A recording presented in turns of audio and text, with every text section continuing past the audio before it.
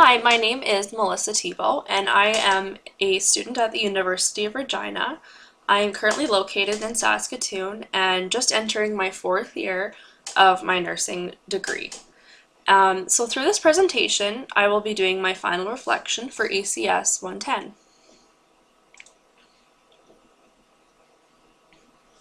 So the question that I answered for my final reflection was the second choice, and I will just be going over the questions that it posted in there and giving my responses. And later on in this presentation, I'm just going to reflect on the things that really stood out for me throughout each chapter of this course. So here's the first question that I answered.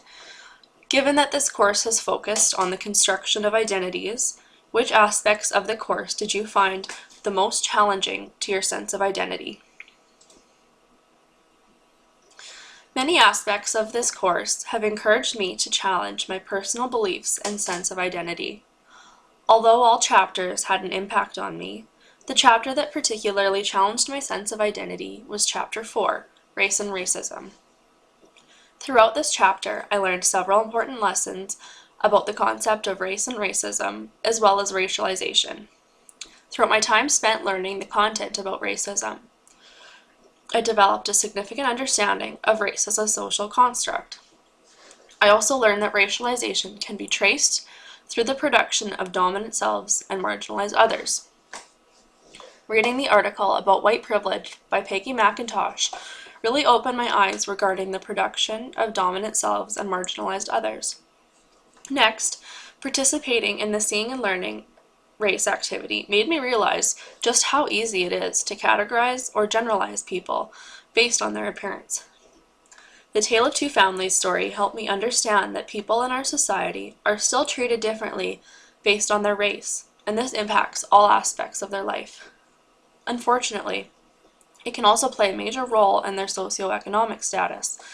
For example, it can really impact their financial status.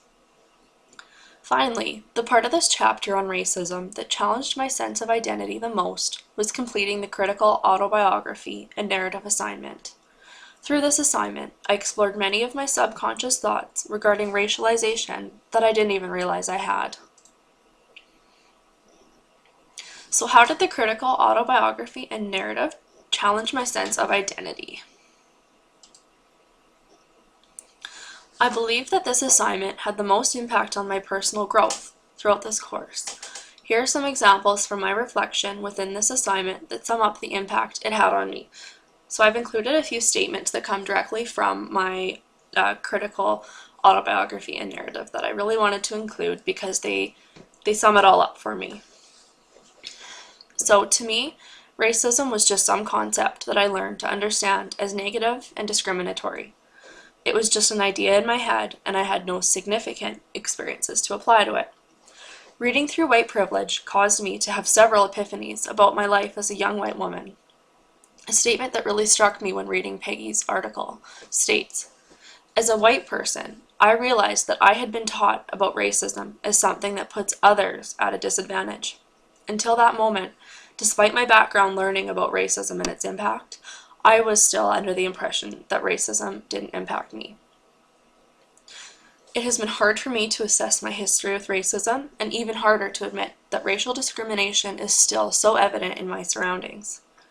Through assessing my past experiences, I've come to realize that the racist experiences I perceived as insignificant during my childhood were much more powerful than I realized." So why was it difficult or unsettling to think about these things? As I stated earlier, I found the chapter on racism most difficult and challenging for me to think about. I had several epiphanies throughout this chapter that really opened my eyes to the current reality of racism within our society.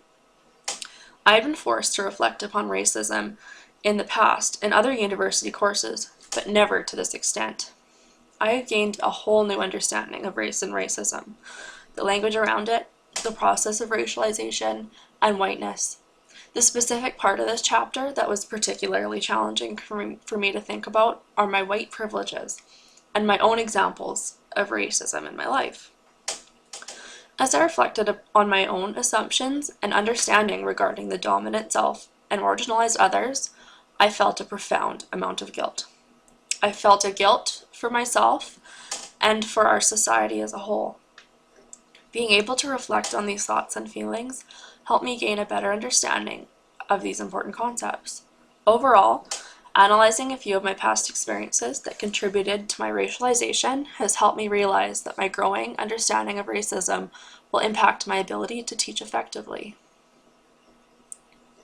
So as you think about your own growing understanding of how important identities are to dominance and the production of inequalities, how will you continue to engage in learning and unlearning your own way of being in the world?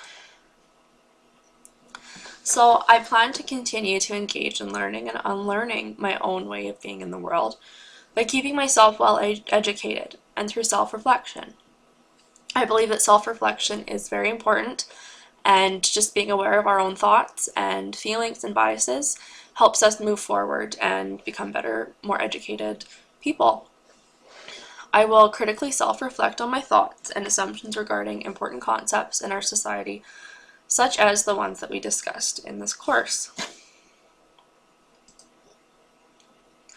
What might be at stake for you that would be hard to give up? Something that may be at stake for me and hard to give up is my feeling that I'm well educated and I have a good understanding of the difficult concepts we discussed in this course. It's really hard for me to admit that I still have a lot of room for growth regarding my understanding of the nation, colonialism, race and racism, gender and sexism, inabilities, and ableism. The learning that goes on with all these really important concepts is ongoing, and you will never know enough. It's something that we always should be educated on and keep ourselves up to date on all the new knowledge around it. So now I'm just going to go over what content stuck out for me the most in each chapter of this course. So I'm just going to be going chapter by chapter, talking about the things that really made an impact on me.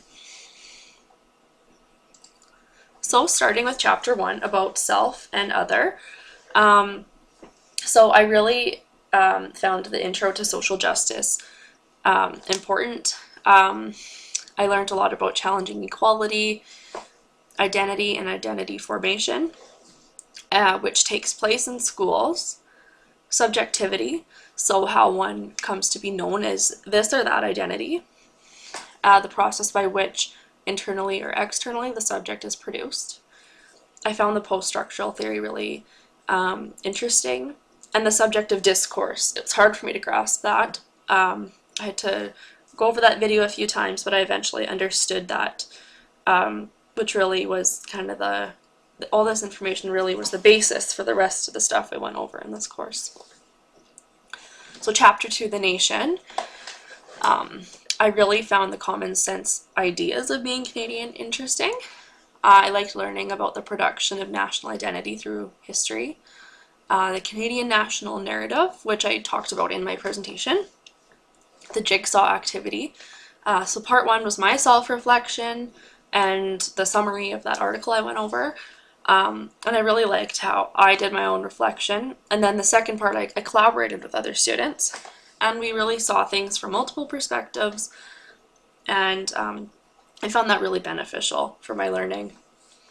Also about representing our nation, and again, my poster presentation, it was about really about the nation and about the social media and Stephen Harper during the shootings that just took place in Ottawa. So I really did a lot of learning regarding this chapter. And chapter 3, I really expanded my understanding even more on common sense ideas of being Canadian. So I kind of got some information about it in the nation, and then I really expanded it once I hit the colonialism chapter. I had not learned about residential schools in high school, and so I began learning about them when I took my Indigenous Studies class, and I was so overwhelmed by the fact that all this stuff went on that I didn't even know about, that I wasn't taught in our school system. So I think that's something really, really important that we know about. And so I really liked the fact that we went over the history of residential schools and how self and other are produced in them. The video Muffins for Granny.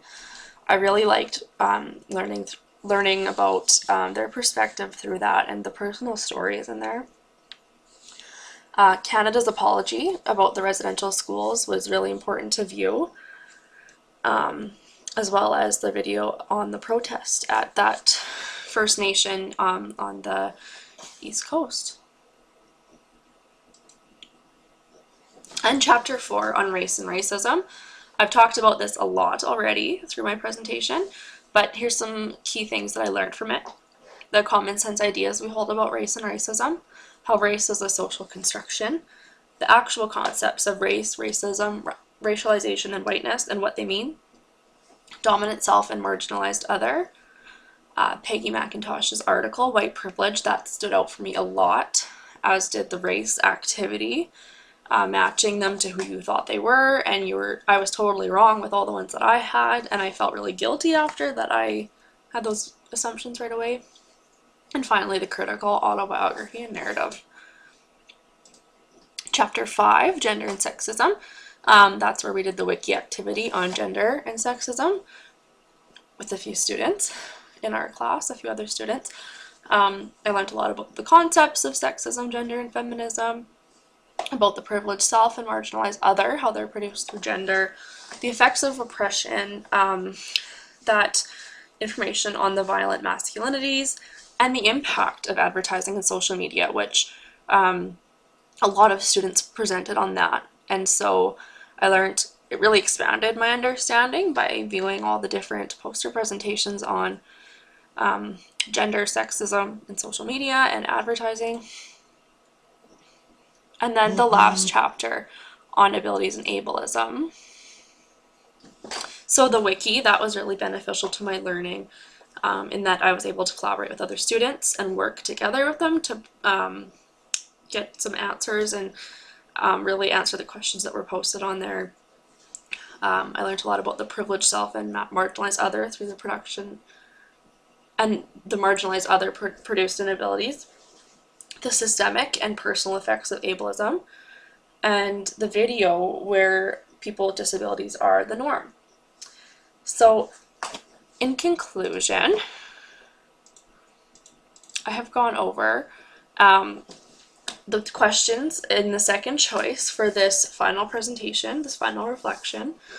I've talked about how the chapter that really stood out for me was the one on race and racism, and I talked about why and how it was difficult for me to think about the things that I went over.